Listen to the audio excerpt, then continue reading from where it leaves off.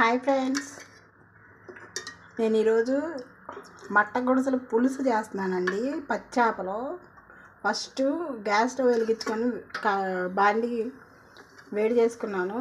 Oil పోస్తున్నాను అండి. Oil ఎక్కువే పోయాలండి. చేపల పులుసు కదా, టేస్ట్ కోసం ఎక్కువే పోయాలి.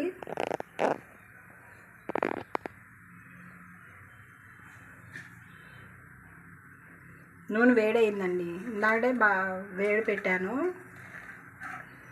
పచ్చిమిరపకాయలు, ఉల్లిపాయలు కొంచెం ఎక్కువగా వేసుకోవాలండి. పులుసులోకి చాలా బాగుంటుంది.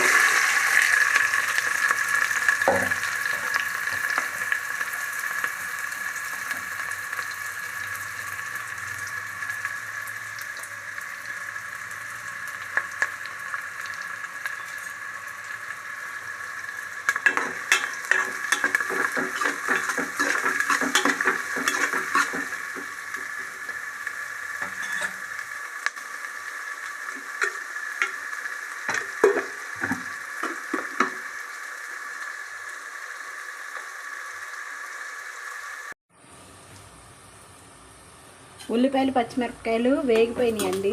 ఇప్పుడు చేపలు వేసుకుందాం.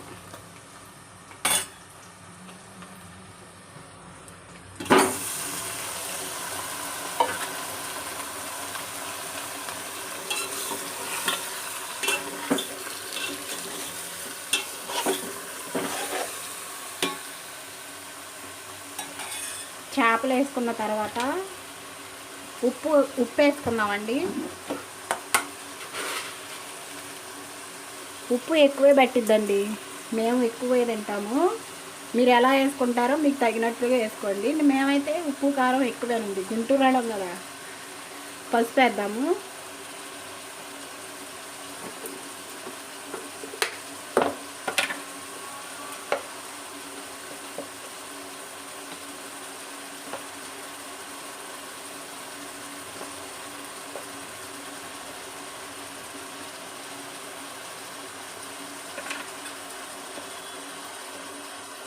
ఆ తర్వాత కారం వేద్దామండి.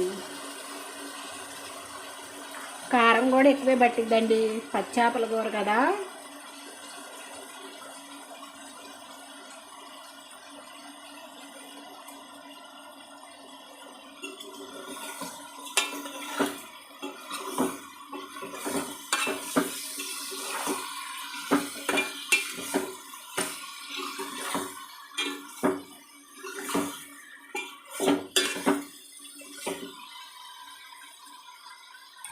చూసారా, నోరు పడుతుందండి.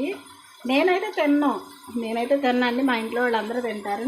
నేను కొంచెం చేపలు నీసు అంటే కొంచెం పడదు, కానీ వండి పెడతానండి శుభ్రంగా. చాలా టేస్టీగా కూడా వండి పెట్టాను. నాకు ఎవ్వరు సపోర్ట్ చేయట్లేదు ఫ్రెండ్స్. చింతపండు రసం ముందలే నేను పిసుక్కొని పెట్టుకున్నానండి.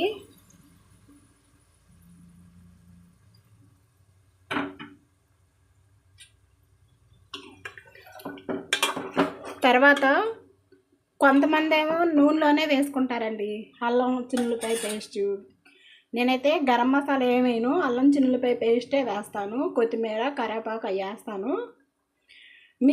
మీ ఇష్టం అండి, ఏదైనా వేసుకోవచ్చు. నేనైతే అల్లం చిన్నులపాయ పేస్టే వేస్తాను. మీకు నచ్చితే నా చేపల కర్రీ ఎలా ఉందో చెప్పండి. లైక్ చేయండి, షేర్ చేయండి ఫ్రెండ్స్. ప్లీజ్ ఫ్రెండ్స్, నాకు సపోర్ట్ చేయండి. Bye friends.